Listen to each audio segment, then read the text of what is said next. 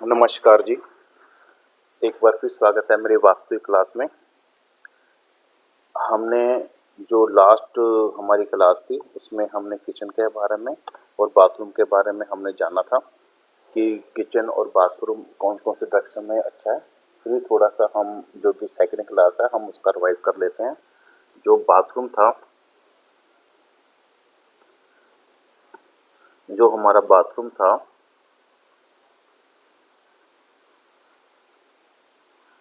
वो SSW, ESC और WNW में सबसे बेस्ट होता है।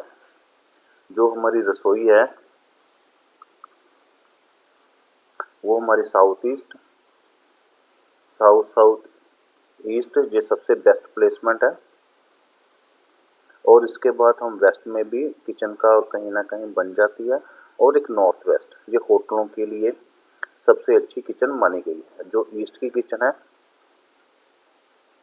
जो ईस्ट की किचन होती है, ये लंगर जहाँ पर बनता है गुरुद्वारा मंदिर में, जहाँ लंगर बनता है वहाँ पर ये किचन सही मानी जाती है। इतना मैंने आपको पिछली बार करवाया था।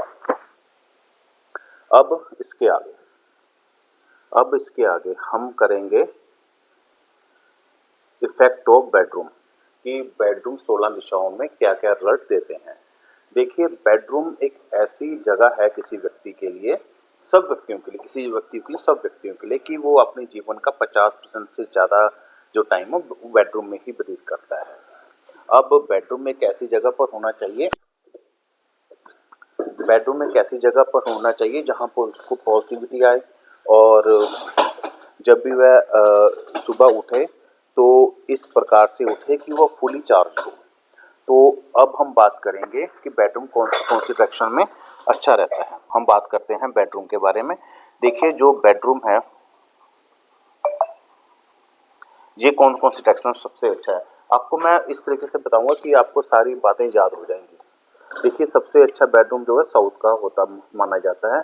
अगर यहाँ पर बेडरूम होगा तो व्यक्ति को शांति मिलती है, व्यक्ति को शांति मिलती है, व्यक्ति बहुत आराम से उठता है। जब भी वह कमरे में जाता है उसका मन शांत हो जाता है, ठहराव आना शुरू हो जाता है। उसके बाद दूसरा बेडरूम जो है वेस्ट का, जगह जहाँ पर व्यक्ति सोता है तो उसके लाइफ में गेन्स आने शुरू हो जाते हैं, गेन्स उसको लाइफ में बहुत ज़्यादा अच्छे आते हैं। जो ईस्ट का बेडरूम है ये व्यक्ति की कनेक्टिविटी को बढ़ाता है बेडरूम, जहाँ लोगों से इसका संपर्क अच्छा होता है, ये भी बेडरूम बहुत अच्छा माना गया है। उसके बाद नॉर्थ का बेडरूम व्यक्ति को बिजनेसमैन बनाता है, लेकिन यहाँ पर एक कमी ये है नॉर्थ के बेडरूम में, यहाँ पर कभी कभी नींद की कमी बहुत से लोगों को देखने में आई। यहाँ पर नींद की कमी उनको आती है क्योंकि जो नॉर्थ है ना ये वाटर एलिमेंट है। ये वाटर एलिमेंट होने के कारण जब पानी हिलता रहता है ऐसे ही यहाँ का बेड महसूस होता है कि उसको प्रॉपर नींद नहीं आ रही। तो ये भी एक अच्छा माना जाता है, लेकिन ये किसी किसी व्यक्ति को खराब करता है। उसके बाद हम यदि शुरू से शुरू करें, जैसे हम NNW फिर नॉर्थ, तो उस प्रकार से भी हम कर सकते हैं, लेकिन ये तरीका आपको ज़्यादा बेनिफिट रहेगा। तो आपने बात समझ ली है कि सबसे अच्छा जो बेडरूम है वो साउथ का माना जाता है, उसके बाद वेस्ट का, फिर ईस्ट का, फिर उसके बाद जो है नॉर्थ का बेडरूम माना जाता है। अब उसके बाद हम देखिए, आपको जैसे मैं एक नक्शा बना दूं, आप यहाँ भी समझने की कोशिश कीजिए।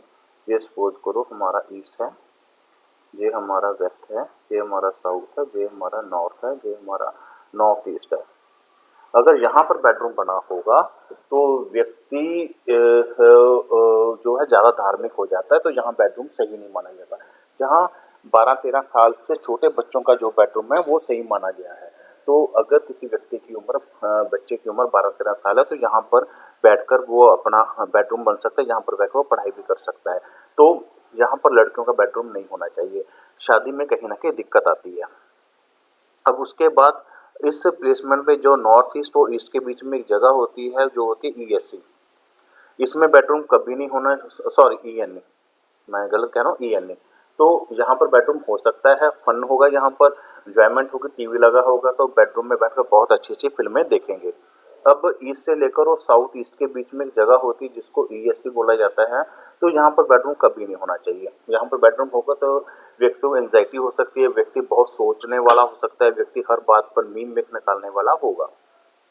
साउथ ईस्ट का जो बेडरूम है, ये आमतौर पर देखा गया है कि यहाँ पर जिसका बेडरूम होता है उसको गुस्सा बहुत ज़्यादा रहता है, वो हर टाइम बहुत स्पीड से काम करने की कोशिश करता है। जो न्यूली मैरिड कपल हैं, जो न्यूली मैरिड कपल हैं, उनको यहाँ पर नहीं सोना चाहिए, जहाँ पर सोने से उनको बेबी कंसीव होने में दिक्कत आती है। उसके बाद हम बात करते हैं जो ये वाली जगह बची हुई है, इसको कहते हैं साउथ साउथ ईस्ट।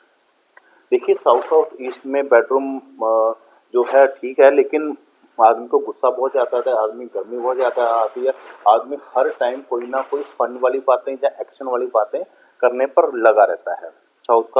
साउथ का बेडरूम मैं आपको बता चुका हूँ। उसके बाद SSW आता है। SSW में कभी बेडरूम नहीं होना चाहिए। कुछ लोग ये कहते हैं कि कोई आर्टिस्ट है और वो उसको साउथ साउथ वेस्ट में सोना चाहिए, क्योंकि एक आर्टिस्ट को अपना पुराना छोड़कर कोई नया उसको लाना पड़ता है, तो वो हो सकता है। लेकिन मुझे अभी ऐसे लगता है कि SSW में किसी व्यक्ति को नहीं सोना चाहिए। उसके बाद आता है साउथ वेस्ट। साउथ वेस्ट का बेडरूम हमारे घर के बुजुर्गों के लिए हो सकता है, जहाँ उस मेंबर के लिए हो सकता है, उस मेंबर के लिए हो सकता है जो सबसे ज़्यादा पैसे कमाता है, या जिसके कारण हमारा घर चलता है। ये भारी स्थान है, ये मतलब साउथ वेस्ट एक भारी स्थान है। तो भारी स्थान का अर्थ है कि घर का सबसे भारी कहने का जो पैसे ज़्यादा कमाता है उसको यहाँ पर सोना चाहिए। दक्षता आती है यहाँ पर, उसको एक्यूरेसी आएगी अपनी लाइफ में। उसके बाद WSW में आप सोच सकते हो, लेकिन इसमें इतना कोई बुरी बात है, WSW का बेडरूम भी सही रहता है। वेस्ट का बेडरूम आपको बता चुका हूँ।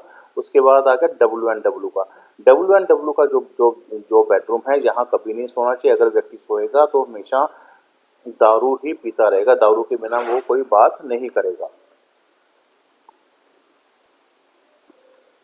अब उसके बाद हम बात करते हैं नॉर्थ वेस्ट के बारे में। जो नॉर्थ वेस्ट का बेडरूम नहीं होना चाहिए। बहुत से लोगों का होता है, अगर यहाँ पर होता है तो आपके बेडरूम में बाहर के बहुत लोग अंदर आना शुरू हो जाते हैं, इंटरफेरेंस आपकी पर्सनल लाइफ में होनी शुरू हो जाती है। तो नॉर्थ वेस्ट का बेडरूम जो है सही नहीं माना गया है। उसके बाद इस जगह पर जो बेडरूम है वो NNW का बेडरूम होता है। NNW का बेडरूम न्यूली मैरिड कपल के लिए बहुत अच्छा होता है, और जो यंगस्टर होते हैं जिनकी शादी नहीं हो रही है तो वो NNW में सो सकते हैं, तो उनको ज़्यादा यहाँ पर सपोर्ट मिलेगी।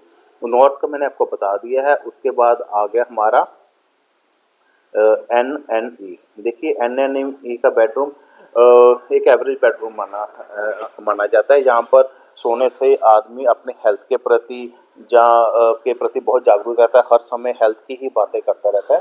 तो यहाँ पर सोया जा सकता है, लेकिन इतना अच्छा मैं इसको नहीं मानूंगा, एवरेज किस्म का है। और जो नॉर्थ ईस्ट का बेडरूम मैंने आपको ऑलरेडी पहले ही बता दिया था, यहाँ पर बच्चे सो सकते हैं, बड़ों का जो मैरिड कपल हैं वो यहाँ पर ना सोएं।